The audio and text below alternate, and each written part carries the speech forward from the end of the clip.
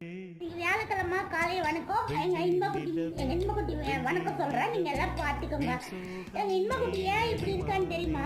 அவங்க அக்கா வந்து அடிச்சுட்டா, ஒரு அடி அடிச்சோடனே கோவம் வந்துச்சு அவளுக்கு. ஏன்னு கேட்டீங்கன்னா, அவங்க அக்கா சொல்றா பால் சிந்தாம குடிய இன்பா அப்படின்னு சொன்னா பால் சிந்திச்சாளா, அதனால அவ ஒரு அடி அடிச்சுட்டாளா ஃப்ரெண்ட்ஸ்.